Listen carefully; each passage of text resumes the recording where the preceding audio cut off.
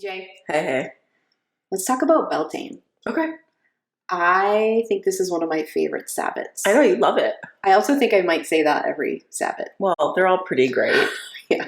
This one is one of my favorites because I feel like it's this thing that everybody feels Mm-hmm. right around this time of year. Yep. But no one really can put their finger on what it is and why. And why do I feel like this lightness and need to celebrate now? And like, True. what's going on? Like, why do I want to go outside and light a fire or grill food? Like, Right. I'm also just now starting to see on social media people acknowledging that this is like the opposite, not the opposite, but like the other side of the year of the wheel, right? Yep. Of Halloween. Yeah. And Samhain. Like, Yes. people Those were the always- two big ones. Right. And people are now just starting to say like, oh, the veil is really thin in the spring, but most people only say that on Halloween. Well, that's a really good point Right. because all of the things that you love about Halloween, Mm-hmm. you do love about this time of year too. Right. Because they're all here just like in different form. Yeah, you're just swinging around. Yeah. Right. Right. So I think that Bealtaine is one of those times of year that everyone's feeling these things. They Yep. just don't really know how to articulate or understand what they're feeling. I think it also really tracks that I love Halloween. And you love Bealtaine. Bealtaine. Yes, perfect. It's like, Balance. have you seen those TikToks where they're like, there's always one friend in the friend group, there's always one friend like this. Like I saw one that's like there's always one fairy witch and vampire witch. And I was like, yep. Exactly. But it's the same thing. There's always one Bealtaine witch and one Samhain witch. Exactly. So there you go. Let us know. Do you have that in your friendship groups or sisters? Like, do you have that? Yeah, sisters. I would like to know that. All right. Well, I pronounce it Bealtaine. There are other pronunciations. Mm-hmm. You have to remember different parts of the world, different ways we're saying things. Right. They all mean the same thing. Right. It is approximately May 1st. Mm-hmm. Just a reminder. We say it every time. Right. Our ancestors didn't go by their Gregorian calendar. No. They went by astrology and what the sun was doing and the moon and the planets and the seasons. So I remember as a kid, my great-grandfather, who was born in England. Yep. So they have a lot of like this Celtic witch stuff still in the family, right? Yeah. He was a farmer Mm-hmm. and he celebrated Bealtaine on the first full moon at this time of year. So right after the beginning of May, the first full moon, and that's where he would plant everything. Perfect. So I remember that acknowledgement. Now he wasn't like doing Bealtaine rituals, which we'll talk about. Right. But that kind of is a ritual. I was going to say it pretty much is. So I still do that. I still wait. Mm-hmm. It's coming up. We're Yep. almost there. Right after May 1st, where's the first full moon? That's where I'm going to start planting stuff. Love it. It's really effective, and you can really feel connected to your ancestry and your pagan roots just by doing that. Yeah, and the planet. I mean, that's what people have been doing. Yeah. Yeah.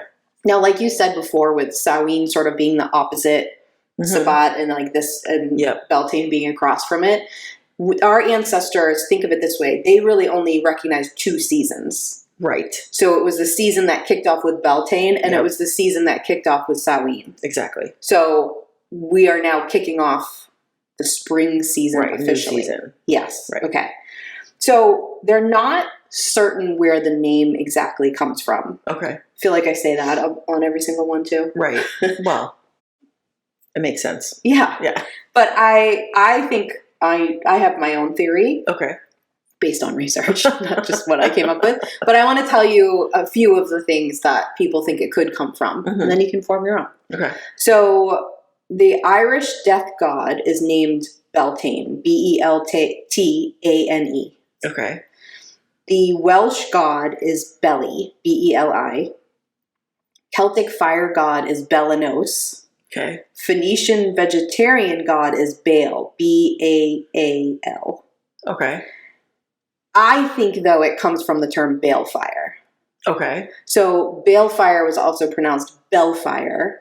Mm-hmm. And I think the biggest part of this sabbat is this fire. Yep. The balefire that you light at Bealtaine. Right. I agree. So form your own, whatever. Maybe like if you grew up with like like a real Welsh influence in your life, you're like, no, it's the god Beli or Belai, however you say that. Like, that's fine. I don't think it matters. It's probably honoring all of them, to be honest with you. I think they're all sort of like different variations of the same thing. Exactly. Yeah. Exactly. So the bale fires were traditionally, and still are in many places, lit on what was considered May Eve. Mm-hmm. Now, remember that, like, we're calling it May Eve, but they were not calling it May Eve. May wasn't a thing. No, they were calling it the Eve of Bealtaine, most likely, okay, in whatever language they were saying it. Right. I would just like to tell you that the British royal family still does this. Really? Yes. Of course they do. They're astrologers. Oh, I thought you would like that. I mean, good for them. We should all be doing it. But also stop colonizing everything. Well, yes. You're colonizing this thing that has been hidden and destroyed. Right. Right. And your ancestors were killing people for doing this. And you're now still doing it. But you've been doing it all along, and you're still doing it because it's very effective. Exactly. It gets me a little clenchy, to be honest. But agreed. It's okay. Agreed. So when you think of Bealtaine, the month of May, what like energy comes to mind? What are you thinking of? Well, for me, it's like spring, renewal. Yes. Like you said, fires, sun. Yes. So our ancestors would have said the same thing, but with the word fertility. Yes, right. Everything, like what you're saying, like renew, like all of that, they're thinking fertility. Right. Like a maypole, like that's a fertility. That's a penis. It is. We're going to get to that. It is. It is.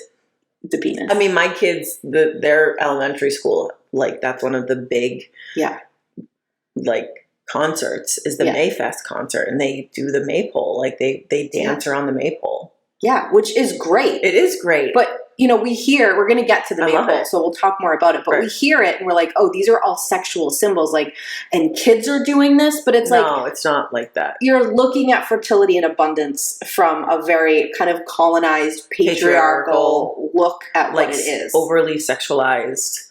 Yes. Yeah. So, no. Yeah. But basically, when I think of Bealtaine, I do think of sex. Yeah. But again, not just like sexy people time. Correct. But like the animals are reproducing. Right. You know, like if you have like animals that you rely on for food.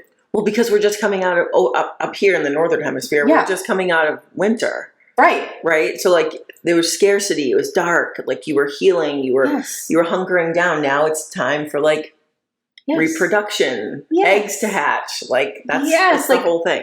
We're thinking of getting baby chickens again because this is the time of year to get the baby chickens. That okay. Right. But listen, most all of the symbolism is sexual here. But again, this is where people start to be like, witches are doing weird sex rituals and no, never. Right. No. Do I think all of the pagan ceremonies were like real innocent? No. We've talked about some that were fucking weird. Yeah. You know, like remember the one where you would hit people with meat? Yes. Like there's so many that are very strange, but also just they don't read right current times. Right. Okay.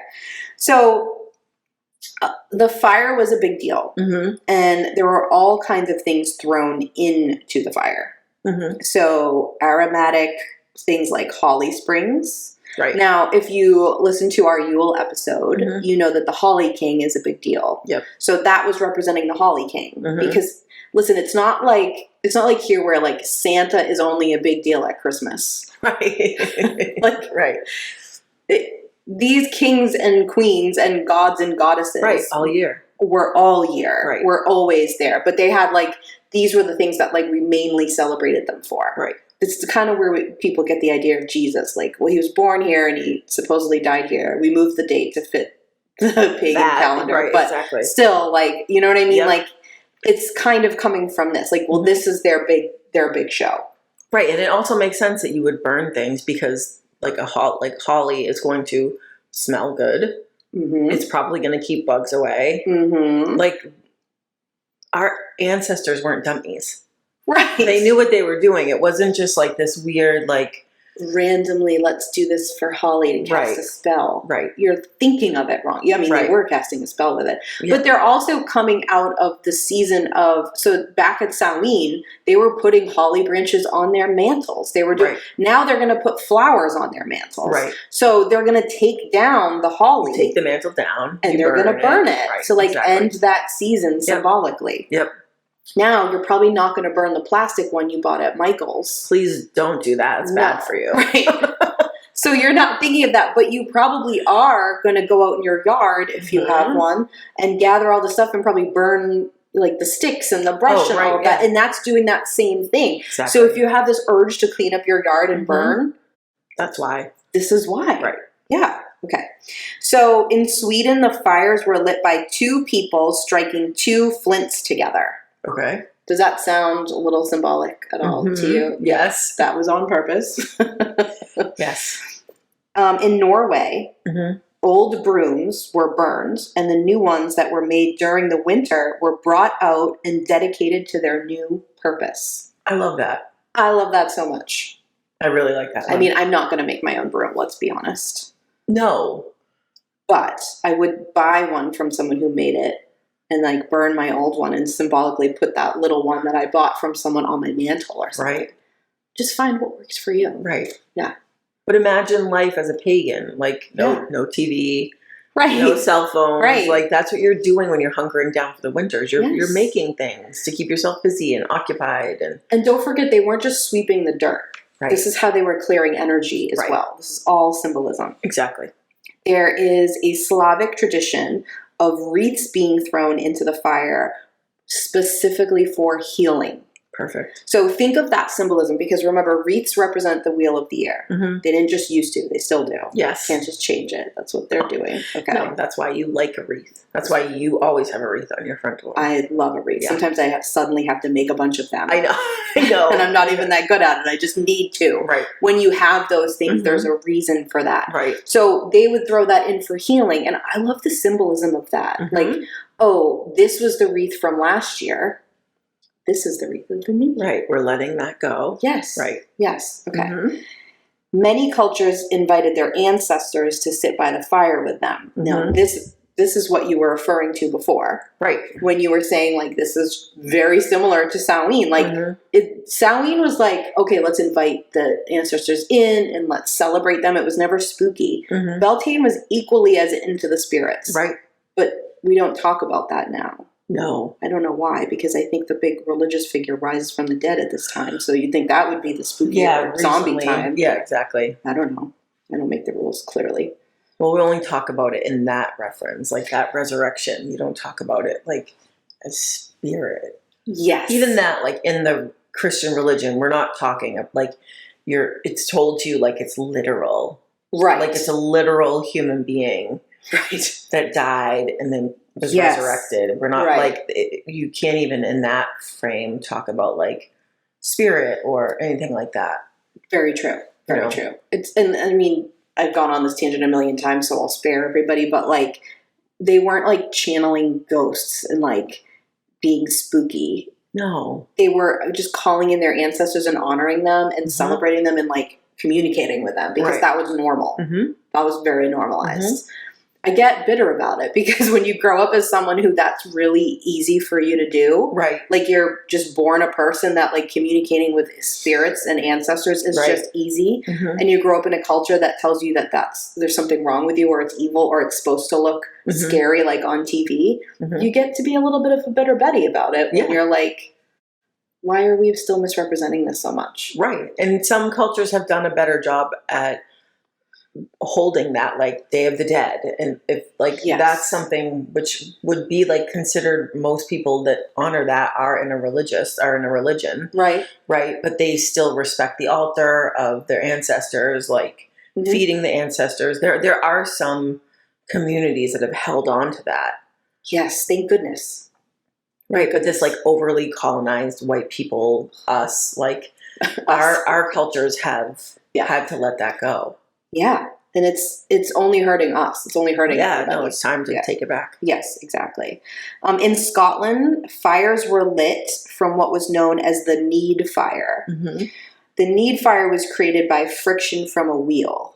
Okay. I love that very much. But the need fire was meant only for cooking. Okay. And it was like the ritual that no other fires be lit. Okay. So in a lot of places, not just Scotland, in a lot of places, this was a new fire being lit. Okay. Okay. So in some places like Scotland, the fire was going out on May Eve and a new one was being lit on Bealtaine. Gotcha. Okay. So this is a brand new fire to symbolize a brand new season. Start, right. We're not bringing the old stuff from the old fire into the new season. Fresh start. Symbolism that I feel like we could currently use. Agreed. But let's not bring all that stuff with us.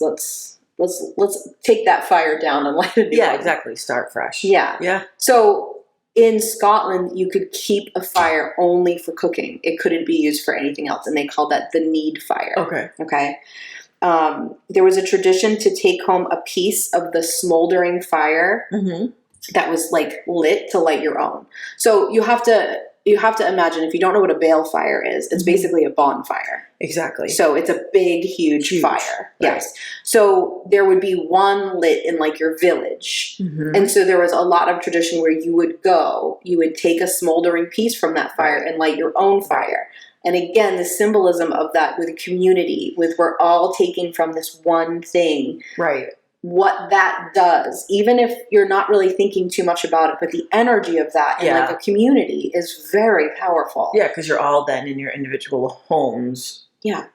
Using that same fire. Yes. I still see people do in like different, pagan circles, like witches circles and things like that.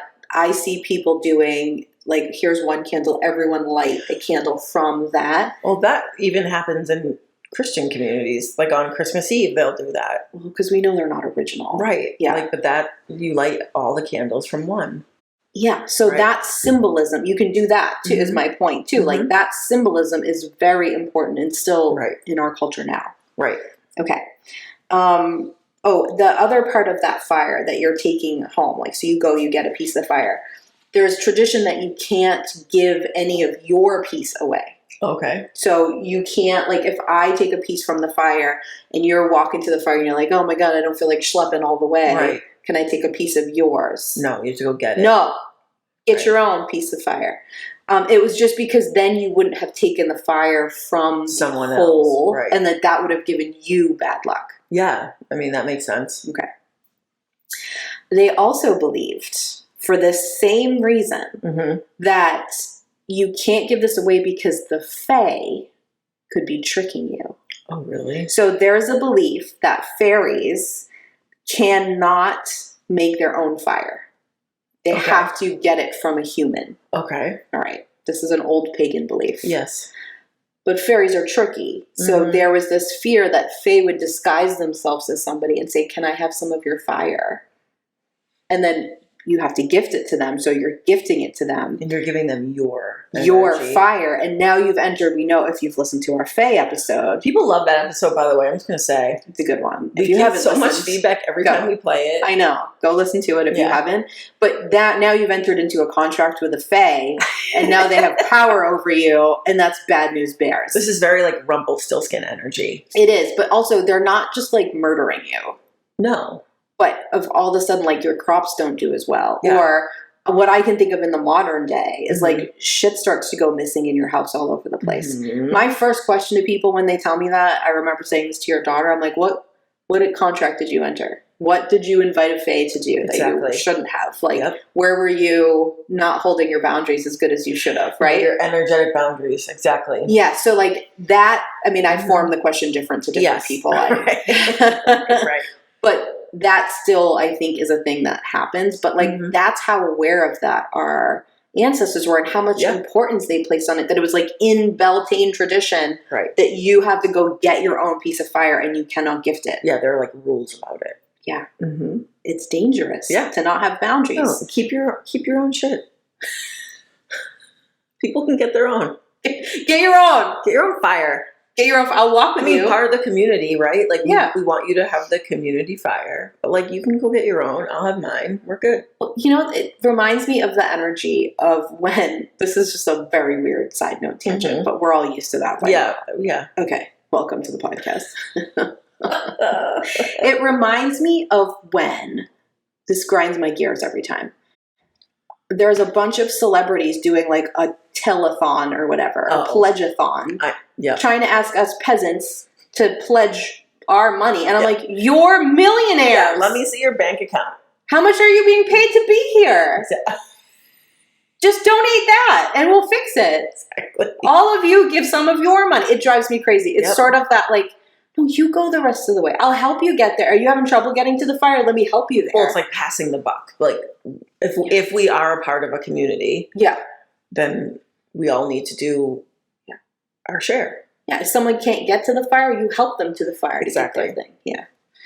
All right. Weird side note, but I just really hate that. It's never made sense to me. I don't know if this is an autism thing or what, but it's like, what? I just remember watching those being like, you're rich. I've had the thought watching things like that. Like if I was that celebrity, I'd be so embarrassed.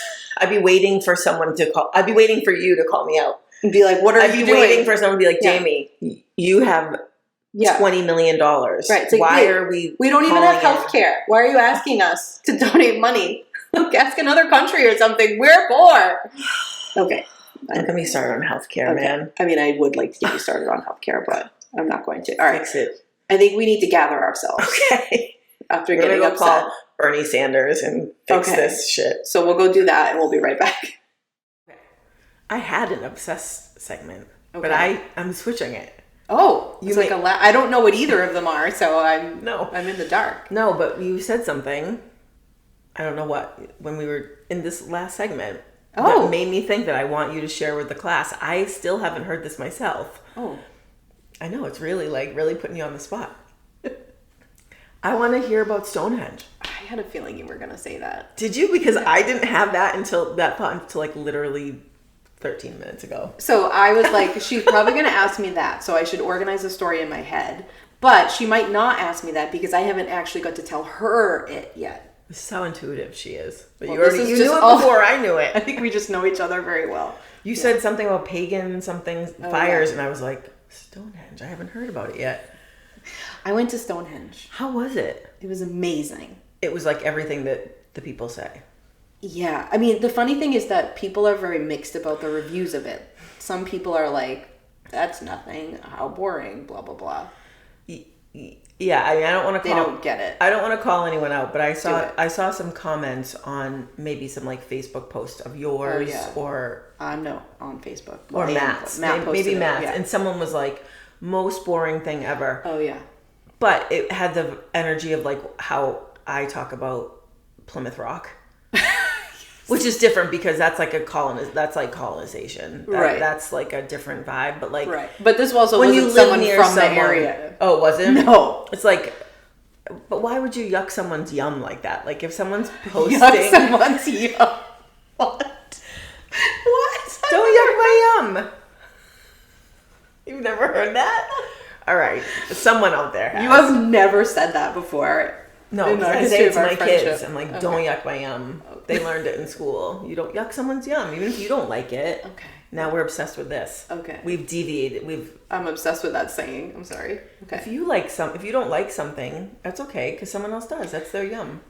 Yeah, and you know what I mean? There's a lot of people who do that, but it's just like they have to rain on other people's parades. Instead of being like, how cool you got to go there, what did you think? Right. Even if you didn't care for it, right? You don't have to tell me that you didn't like it. Right, and even if you are just seeing Stonehenge as like a bunch of rocks, then yes, that's boring probably. Yeah. But if you start thinking about like how did people from that time move those rocks? How did they get that way? Why are they lined up with stars? Like, and they that's still a different story. They still don't know how. I did the tours. Mm-hmm. One thing I love about our listeners is they saw me post in stories, like the pictures. Yeah. And in one of them, I have headphones on. Yeah. And they were messaging me and commenting, like, I bet you're listening to a tour. Because I'm the only one with headphones on. Like, my whole family is there. That's how much our listeners know you. That I love a tour. Exactly. I live for a tour. Right. I know you do. Yeah. So I was like... absorbing my own personal tour in my head. Tell like in my me ears. all the facts. I went around. Well, we went around once. like I just like experienced it, and then we went around like 2 more times, right, so that I could listen to the tour twice, so I could like really absorb all the facts. And by the third time around, they were like, "Mom, get on the tour bus." And I was like, "Listen, I took you to Disney World. This is Disney. This is my Disney World. I will go around as many times as I want." That's a great point. Yeah. Yeah. Okay. So it was amazing. You loved it. I loved it. You can feel the energy of it before you get there. Like, you can start to feel it. Something that's weird, that I found weird, is that it's right by the road. Okay. Like, there's a highway, and it's like I'm driving on the highway. Yep. It's from me to the wall. That's what the pyramids are. Yeah, they're like Egypt. Right they're there. Like right on the city. Yeah, it's like Buckingham Palace is just like right in the middle of London. Wow. I know. Sorry. I gotta get there. Okay. Anyways, so that was weird. But then you drive up, it's a whole thing. We also took a bus there where they give you facts the whole way. Love. 2-hour drive. I was in my glory. Yeah, I bet you were. I was just like, I wish I had a notepad. I did take notes in my phone. I bet you did. Okay. So they don't know how our ancestors moved these rocks, but they do know that they came from like miles and miles away. They weren't like around. Right. They would just pick them up. Yeah. Right. So they still don't know. Okay. They perfectly line up with all of the sabbats. The equinoxes they perfectly line up with. Right. And what you're seeing is just like the inner part. There was much more before. Oh, really? Yes. Okay. Okay. There, like, if you go into the museum part, you can do like a interactive thing where like you can see the whole thing. Like, you feel like you're standing in it. That's cool. I spent a lot of time in there. Okay.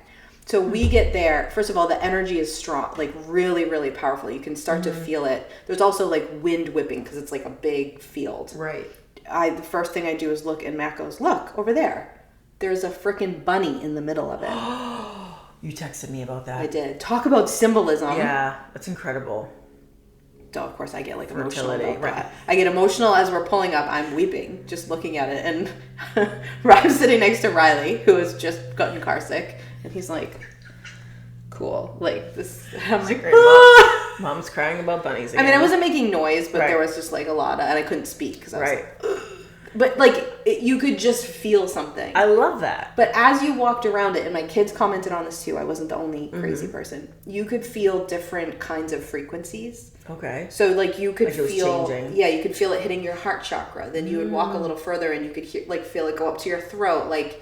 And so I was feeling it, and I was like commenting with my kids, and Gavin especially, like, he was actually feeling it in different places than I was. So I think that really speaks to frequency. Yes. It's hitting you. Different places. You can almost hear a tone. So do you think that that's from the placement of the rocks, or do you think that that's like, or do you think that that area is like a portally, vibey place? I think both, probably. Okay. I think so they don't know what it was used for. Okay. But upon virgin sacrifices. That's one of the things that people used to say. That because makes me so mad. They thought it was like the Druids, but it was before the Druids. It was the pagans. Mm-hmm. Okay. I happened to find a guy in the museum who knew a lot about it and had some conversations with him about it. Of course. My buddy. Yeah. And we talked about how it was clearly a place for ritual, but also for healing. Yes. Because I was like, how come I can feel frequency? And he was like, oh, well, they used to do healing rituals and healing ceremonies here. So, I was like, when I was walking around, I had this urge to like choose things to heal.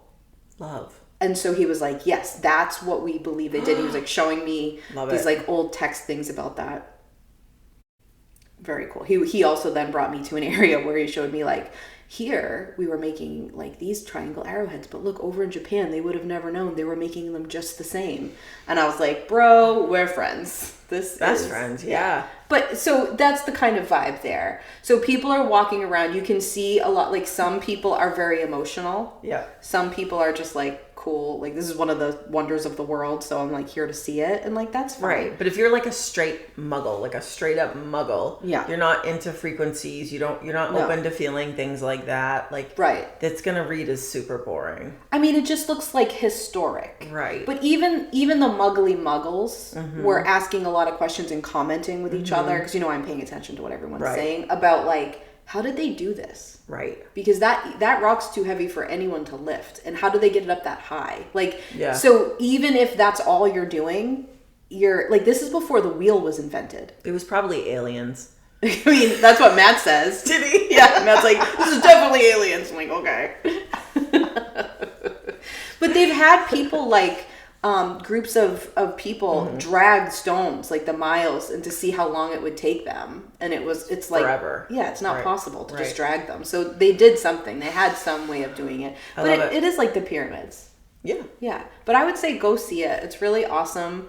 I was like I was texting you like, I'm sending you energy from this hill. And it's like you can just feel the power of it, and you can just go like, there's definitely magic here. Like people couldn't even stomp it out. Like at one point it was just a rest stop. Like anyone could pull over and go there. Oh, really? People would just sit on it and eat their sandwiches, and people would they had to stop that because people were taking pieces of the rocks. Oh no. But it's still magical. But it hasn't stomped any of that out. Exactly. Right. So yeah. I love that you got to go there. Me too. Yay. Thanks for letting me go on a tangent about it. I love it. Back to Bealtaine. We were talking a little bit about the Fae and the fairies. Yes. This, aside from Midsummer, which is the richest in fairy lore of all of the sabbats. Right.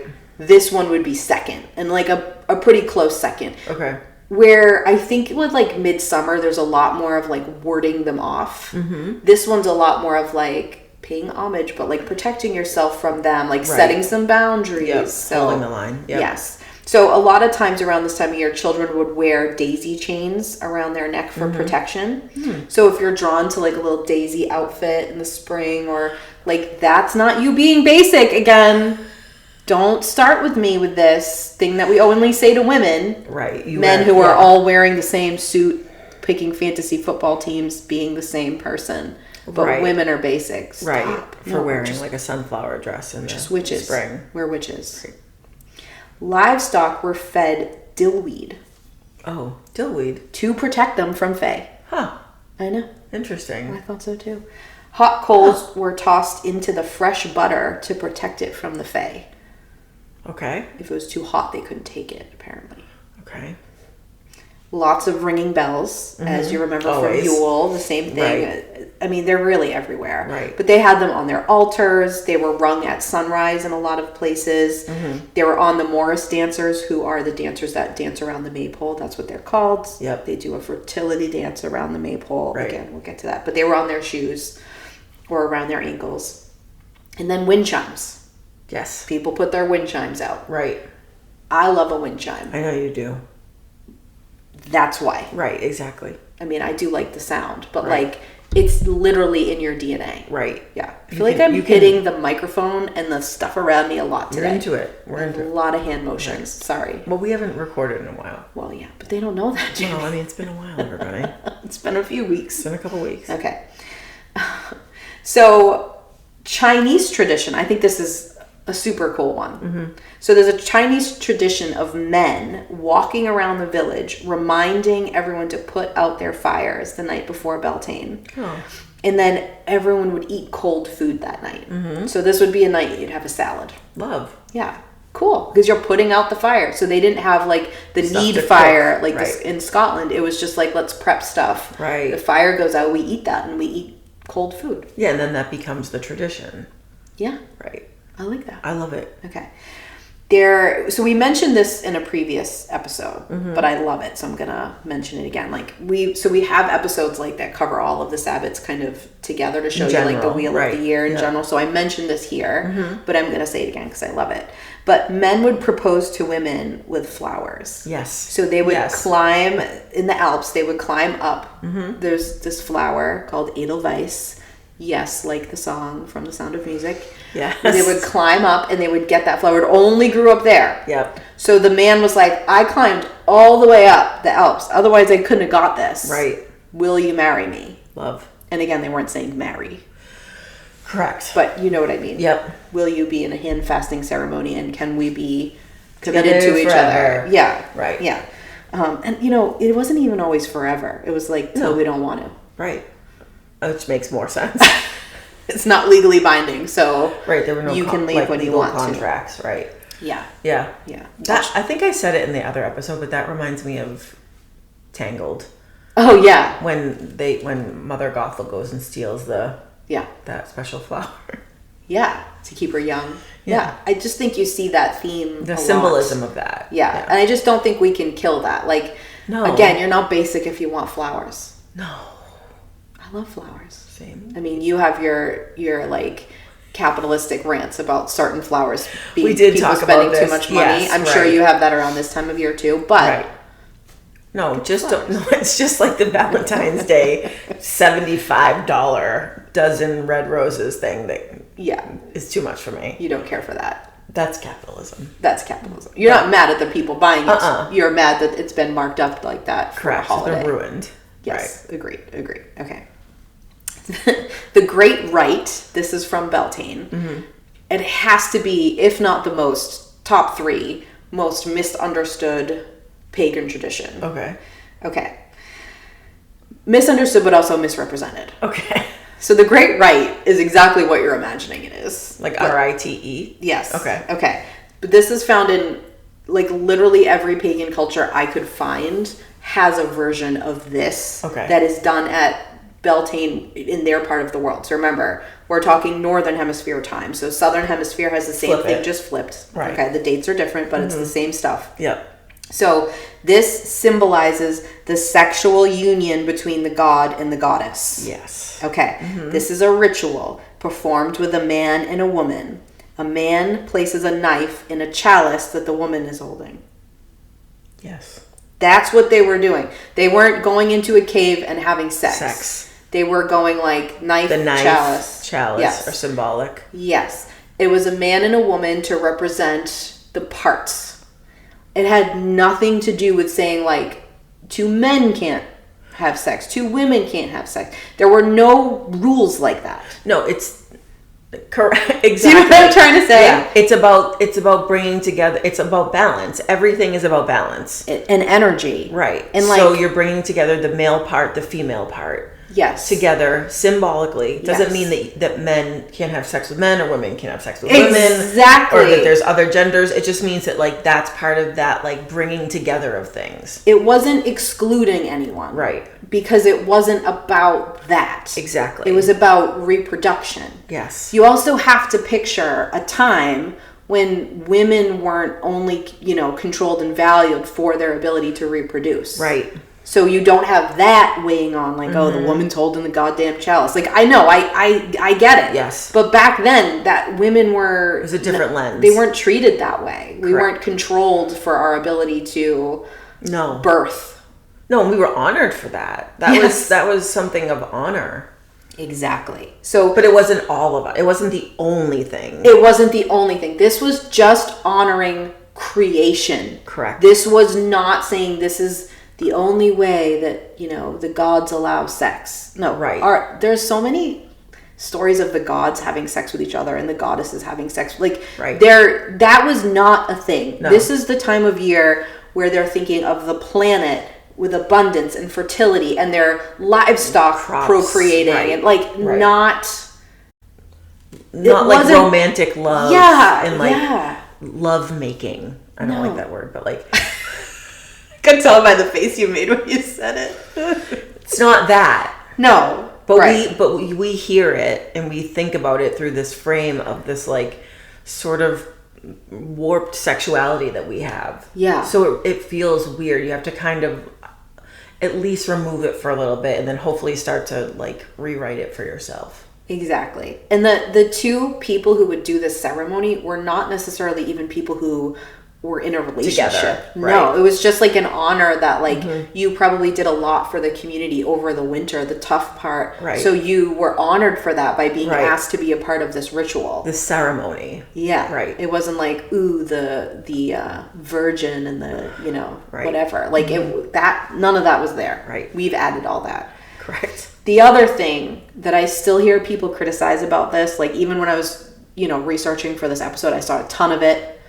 And it gets me. Okay. So I'm going to try to be calm about it because it irritates me a lot because I feel like a broken record and right now I'm preaching to the choir where like everyone understands this for the most part who's listening. Okay. Right? But like, so I'm getting mad at the wrong people. But I think that you will understand my rage of this misconception. A lot of criticism of this, because like patriarchal religion mostly is saying, but the god is the goddess's son. Oh, right. Yeah, we have talked about this. So this is incest. This is like all these stories that they create of like the woman having sex with her son. Yep. No. Rant about it. This is because people don't understand symbolism.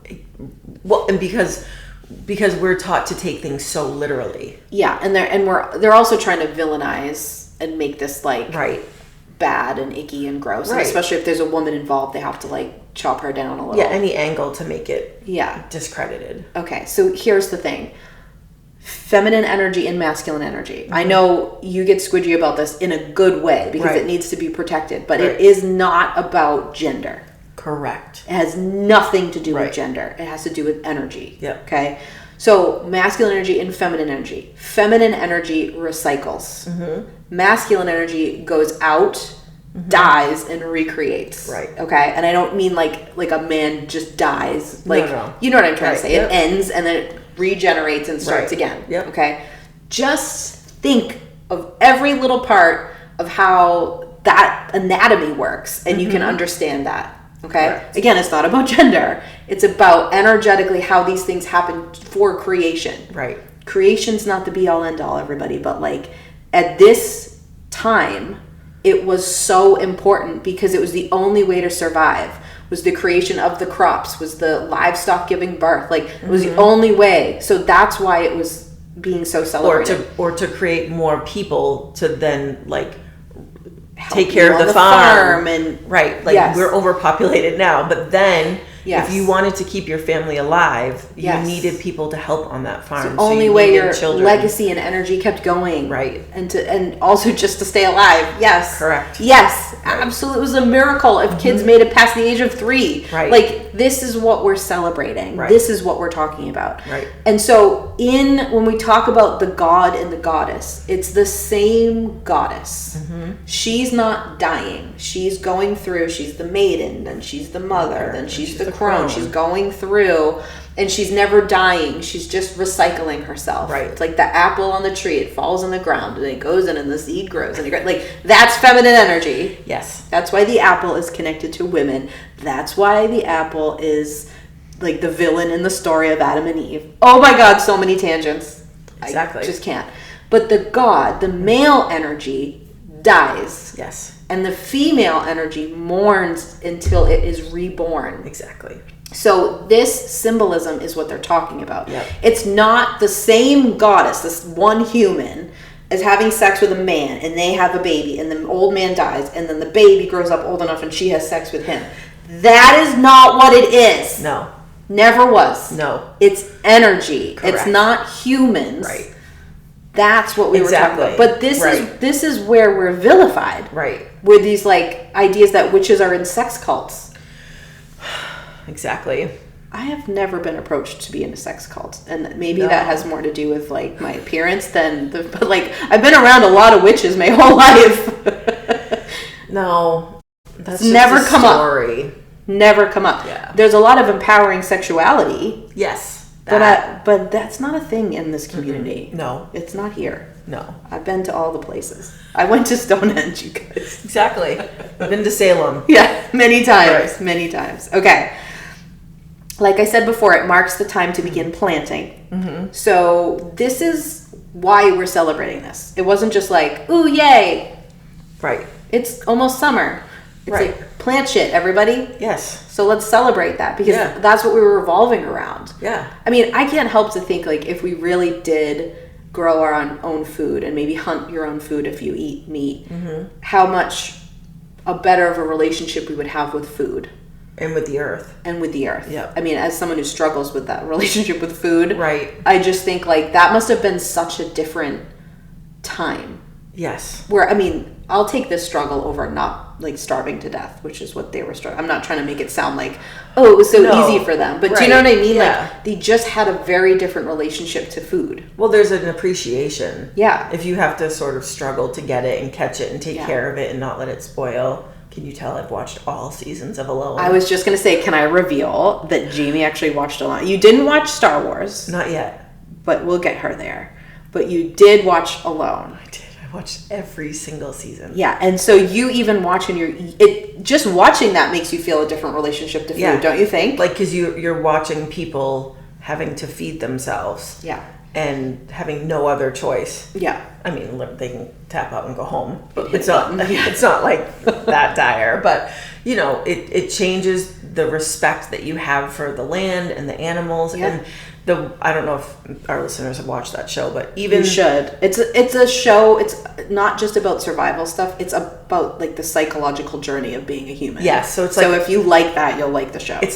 It's a sort of a reality show, but not like cheesy and awful and terrible. It's like real reality. Yeah. And even like the most, you know, quote unquote masculine guys on there who are hunters and like would not... Military men. Yeah. You'll hear almost, and I tracked it because I was watching it. You were watching it in a row. Yeah. Almost every single person was like thankful and grateful and actually spoke out loud their thanks for their food that they caught. Yeah, some people would like weep over it. And the one guy who made fun of it, he fell and broke his leg. He did. And had to get like med flighted out. And I was like, this guy just was joking about how all the hippies were telling him to thank the food. Yeah, and he fucking broke his ankle. Like, no ritual, bam. I just want the listeners to know the joy I'm getting from you talking about the show, because this is one of those things, we in my family call this like a Cobb salad moment. And that's a reference to Modern Family, which I know you don't watch because you don't watch shows like that have any comedy in them for unrelated reasons. But there's this whole thing where Claire is the wife and her husband, like, they keep trying to figure out why she's mad at him, and she's actually mad at him because she was telling him about this really great Cobb salad and he wasn't listening and was just like, whatever. She's like, no, you got to try it. And then some guy tells him about it and he goes and tries it and fights about it and then tells her about it and she's pissed. Yes. And so I just feel like that happens a lot in marriages, right? Yes. But this is kind of a Cobb salad moment with none of the anger at you. Yeah. But like, I have been trying to get you to watch this show, and then your husband's like, why don't you try the Cobb salad? I've literally we went to dinner with you and Matt and my husband Billy and the three of you were talking about it, and I was like, I'm not watching that. I know, I could see. So stubborn, so resistant. So resistant. So resistant. Yes. But I had some time. You did. I had some time where I was recouping from and so Billy was trying to keep me sane. Yes. And I had watched all of True Blood. This is a total like side tangent. Sorry, everybody. But like, we don't apologize. I watched all of True Blood. Yes, you did. I read those books a million years ago. I'd like to say that. Those books are great. Yeah. But I was like, what do I do now? And Billy was like, why don't you try this? And I was like, fine. There's also like a million seasons to watch. That's the thing. So I think he knew that. He was trying to like gear me up for being occupied. So I was like, fine, I'll try it. And then I was like, did you guys see what happened on Chilco Lake? Did you see that shelter they built? And I have been telling you, like, this is a show about human behavior. You'll like it. Like, I know. Oh my God, so good. I mean, the two of us, if you were like, you guys are on the show, I think we would last. We'd probably do like a nice walk to see the land, as long as the terrain wasn't too tough. Yeah.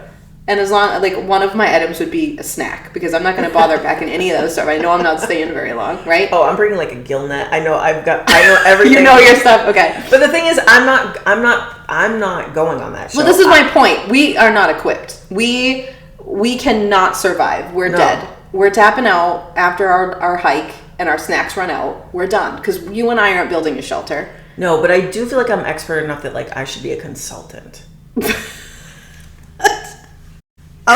You're going to consult a person out there? I'm going to give you a strategy. Okay, yeah. Okay. And like what kind of shelter to build. Okay. How to approach the hunting. So, Alone, but I'm not doing it. TV show Alone. If you're looking for a consultant, Jamie is available. Or if you want to sponsor us. Yes, that too.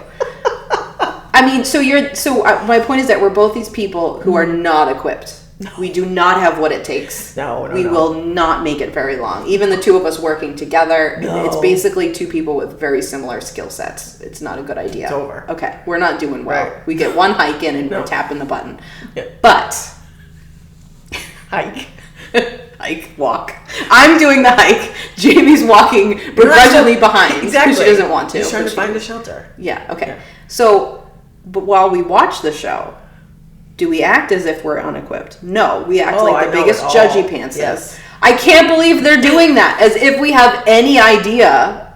So you start out watching it, and like the first few episodes, you're like just in awe of these humans, and then you become this judgy person. No, I'm literally like, if you're not getting fish from that spot, then you need to walk down the river and try a different spot. I'm literally saying that out loud on my couch. Yes! Like, go somewhere else, Bobby. So there's one guy, do you remember this is a thing that happens when you're starving, but he like had all this food and he hoarded it and he didn't eat it. You remember his name? Dave, he didn't eat it and they pulled him and he had 30 half fish fillets that he didn't eat. I was screaming at him before they pulled him. I was telling him. I know. He didn't listen. No, but what the hell do I know? I can't even... Sometimes I forget stuff at the grocery store and I have a list.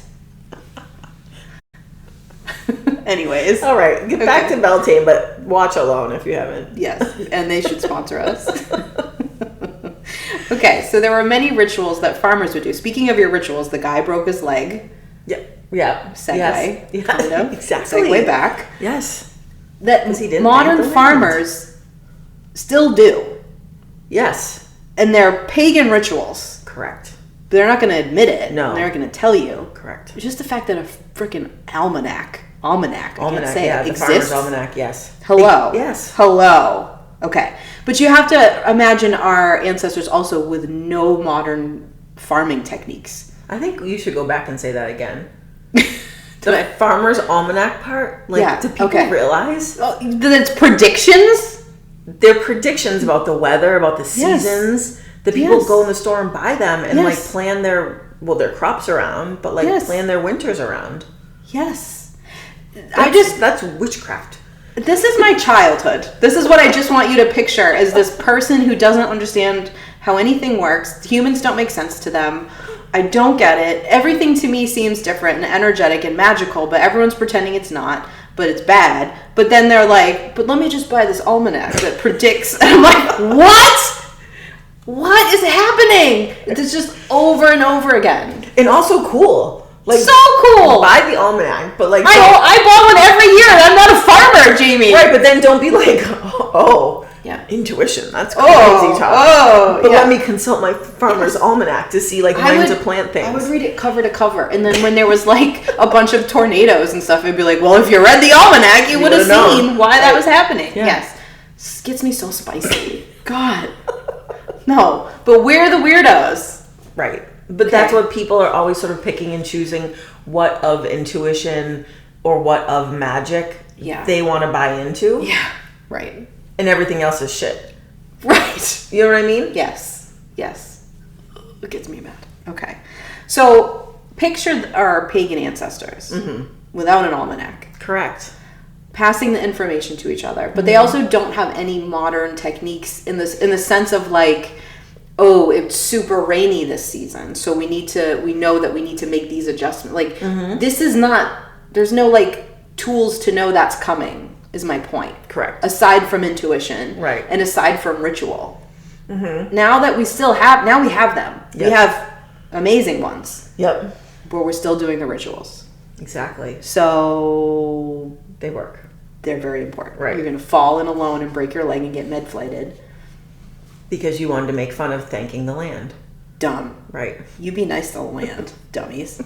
Okay, so one of my absolute favorite ones, I've mentioned it before, I'll mention it every time I'm given a chance. Okay.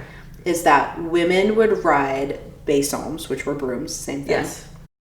Around the field for fertility. Right. And if you happen to be on your period, you were menstruating on Bealtaine. Yep. You were the frickin' belle of the ball. Exactly. Because all the farmers wanted you to ride through their fields and bleed all over it. Exactly. On your broom. The broom, by the way, I've heard some wacky things of what witches did with brooms. Yes. That what they think they did. None of that's right. I know. It was to clear energy. So they're clearing the energy of the land. Sweeping. And then our ancestors knew the value of that blood.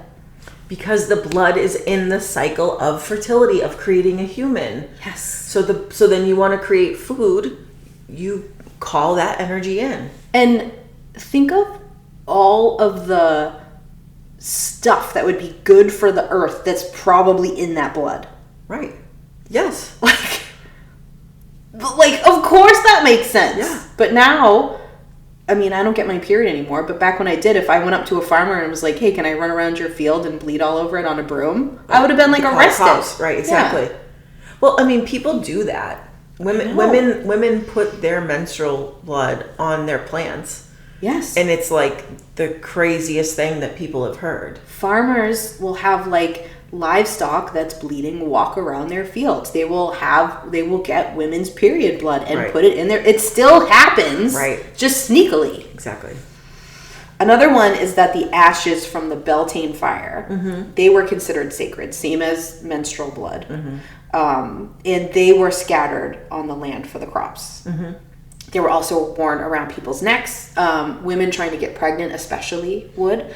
And when I say trying to get pregnant, they might not be actually like attempting it and struggling. They just might be like, my goal this year is to manifest a pregnancy. Right. Okay. One thing that I think is funny is like modern scientists are very proud of themselves. I love scientists. I'm just saying, but we're a little slow on the going like, oh yes, now we've proven that it's real. Right. So I get a little spicy Catching about that. Yeah. But modern scientists have now said that the rich nitrogen in the ashes actually does help crops grow. Of course. So listen, again, you always say this. They weren't just picking stuff willy-nilly. No. They knew that. Right. They were observing everything that they did. They were observing for like hundreds and thousands of years. They were watching what worked and what didn't. Exactly. Just like they were watching this, literally watching the stars. Yes. So they knew when certain constellations were going to be back around. Exactly. Because they were observing. So when they're saying the sacred ashes from the Bealtaine fire helped the crops grow, they weren't going because of the nitrogen. No. But they also weren't going because of spooky magic. Because they like actually knew that would work. Right. And then when you combine that science with ritual, which is just, if you've ever tried to manifest anything, is what you're doing. That's a spell and a ritual. See our episode on spells. People love that episode. They did. Too. They really did. Yeah. It's just, Yep. Get spicy. I'll reel it in. We have to talk about the maypole. So Morris dancers, that's what they were called. If you're dancing around the maypole, most places call them a Morris dancer. Okay. So they would be holding ribbons, usually made from the pole was usually made from the communal pine tree used at Yule. Okay. So you had the Christmas tree. That was called the Yule tree. Yep. And then you took that and you used it for the maypole. Recycling. Love it. Well, but then it's also all connected. Think of the symbolism of that. You're carrying the energy through. From an evergreen tree. Right. Yeah. Makes sense. Okay. So white ribbons were for the goddess and red are for the god. So you still see white and red ribbons. I also see all kinds of other colors. You do you. Yeah. But they used to use white and red. Okay. The maypole, like we said, is a phallic symbol. It is a penis. There are usually 8 dancers, one for each sabbat. Makes sense. That's why there's 8. And this is not a closed practice, and this is not a practice where you have to follow it to a T. Right. So if you want to do some kind of maypole thing, do it however you want. I would just say, like, have a reason for what you're doing. Yes. Have a reason for there being 4 of you around it, or whatever you decide, right? Like, have a reason for the ribbons you choose. Gotcha. Oh, that's fine, baby. I love dance it. around a pole. I love it. Yeah. I mean, it does make me think of how we shame sex workers who dance on a pole, but like this is okay. That's a really good point. Okay. I can see you like reeling yourself in, so I'll move on. But it's just because it's explicit. Like this is like it's what our society likes is like everything has to be hidden. Yes. So like a maypole's okay because it's hidden, it's discreet. Because you can just say it's a pole. Yeah. But like a woman earning money to take care of herself and her family is too explicit. Right. Makes no sense. No. Okay. So Bealtaine also is heavily celebrating women and the goddess, which is why it's not a modern holiday. Right. We don't like those in our culture. No, we don't. No. Okay. But I would like to point out the placement of Mother's Day in the month of May. Because this is when we were celebrating women. Excellent. Not just mothers. We were celebrating women, everybody. But yes. Okay. Yep. Wreaths were often worn to celebrate. So the May King and May Queen were sometimes crowned. They weren't called that then. But I still see that. A lot of Southern traditions, it's like the May Court and the May King and Queen ride in a float. And and you can wear like the floral headpieces. The wreaths, yes. The hair wreaths. During the maypole. Yes, exactly. Right. I do think that if you're going to wear a flower crown, especially if you make it out of real flowers, fake ones are fine too, by the way, that you should look at the symbolism of the flowers because they meant a lot to our ancestors. So I just thought I'd tell you some of them. Okay. So daffodils were communication of secrets. Oh. In case you were thinking this was a little too love and light for you to wear a hair wreath, like a flower wreath, no. So you're basically a spy. So I'm going to wear daffodils because I've always wanted to be a spy. Daisies were simplicity. There's a flower called heather. I'm aware, yes. That was powerful women. So if you were a really powerful woman and you wanted to like really pull that in, you would wear heather flowers. Perfect. Boom. Perfect. Jasmine was for night rendezvous. Oh, hey. Iris meant frail but hardy. Okay. I think maybe that's lost in translation because I don't really understand that one, but I thought it was funny. Lily of the Valley is death and change. Still kind of used for that. Yeah.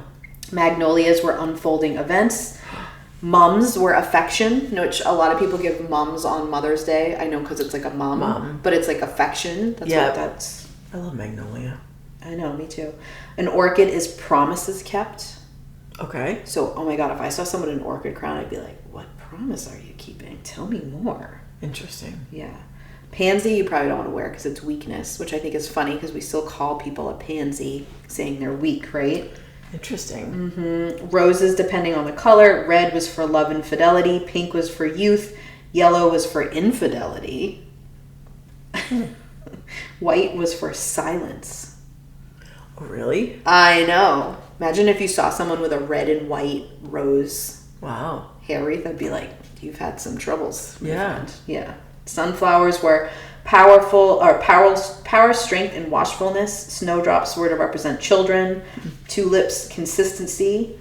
And the water lily was for otherworldliness and dreams. That makes sense. Yeah, I think so too. So you would choose the flowers for their meaning, and I think that probably in different places, like I'm naming flowers that are clearly like Eastern European and American growing flowers. Like these are like white culture symbols that I have, but I'm sure wherever you were, there's other meanings. There's flowers that mean things everywhere. Exactly. Right. I'm just not qualified to say the other ones, so I'm sticking to these ones. Gotcha. But whatever culture you practice, it's very easy to find. Yeah. Like what would have been in that area and how people felt about it. Or those flowers might mean something different in your culture. Exactly. That's cool too. Exactly. Okay. May baskets, still a thing. Yeah. They were full of fresh flowers back in the days. I know sometimes it's like food now. It's interesting, but or even like Easter baskets. Yes, and they symbolized sacred marriage. Not the legal binding contract, but the connection, like in the great rite between the god and the goddess. Yep. Not the legal ceremony. Right. Okay. Right. Many people took nature walks for spiritual connection and like downloads. Okay. Okay. Hello. That's like our version of like taking a stupid walk for my stupid mental health. That's how you would see it. That's how they say it on TikTok. Also, how you would say it. Of that is how I think you love a walk once you're on it. I do. I think it's as long as it's not like really hilly or something. But like if like you're not gonna climb something. True. Yeah, but it's getting you to the walk. That's hard. That's a side note. But I don't know. I love a walk. Gavin, my son, likes to go on walks all the time. I'm like, oh, you going on a hot girl walk? Like you can call it that instead of your stupid walk or your stupid mental health. Exactly. Okay. What I would like to say is that Native American tribes did vision quests. Yes. This is a closed practice. Yes. Now, you cannot do vision quests the way Native Americans did. You can't do it that way. You can't go like, there's all kinds of stuff about their vision quests. You can find how they did it and all that kind of stuff. That is closed. If you are not of that culture or specifically invited, you do not do that one. Correct. Okay. I mean, I think you can go and have them guide you on that, but you have to compensate them and be respectful. Yes. You're not going to go on your own vision quest as a white person. Please don't. And then do your totem animals. God, no. You're not doing that. No. But before you get like disappointed, yep. what you can do is go for a nature walk and notice the animals and plants that stand out to you and look up the symbolism of them. That's something that is in all cultures. Yes. You can do that. You just can't go on a vision quest. No, it's the totem that is closed. It's not the animal that's closed. It's the totem. It's doing it that way. That's their traditions. Again, if you're invited, if you, I have done things where I have paid, done amazing drum circles, and then gone on like very mini. Like the vision quests were like the whole thing. Yeah, like I've gone on like the let's bring the white girl version. But you can't just do that and then represent it. No. You have to do it based in your culture. But listen, your culture did it too. Exactly. Okay, so I thought I'd tell you a few animal meanings if you saw them real quick before we wrap up. If you spot a bunch of ants, the meaning is a prodigious worker who may be telling you to be more industrious in order to solve your problem. Okay. I like that. If you saw a cat, night creature who cautiously and silently, with a seeming disregard for other creatures, acts like a cat to solve your difficulties. A little detachment never hurts. A literal black cat crossed my path last night, and I was like, yeah. Detach. I'm not usually telling you to detach, but no. Actually, I can actually think of a place that I did yesterday tell you to be more detached. So yes, I bet that was why. Okay. If you saw a coyote, archetype trickster. So canines are clever and sly and possess a wonderful sense of humor. To solve your problem, you should adopt a coyote's sense of humor and be clever and resourceful. Okay. Dog is about loyalty. An owl is wisdom. So you need to use your brain and you need to go seek some ancient wisdom to solve your problem. Correct. So I just want you to picture that you're going on this walk with like, here's some things I want to solve, or here's some intentions I have for this new season. And then you were paying attention to the animals and plants you saw and going, oh, that's the message I need to hold on to that. Yep. You weren't just being like, a wolf is in my totem. Like, that's closed. Yep. But look at what you can do. Exactly. So it seems so easy to me to not culturally appropriate is my point. It is easy. Yeah. Okay.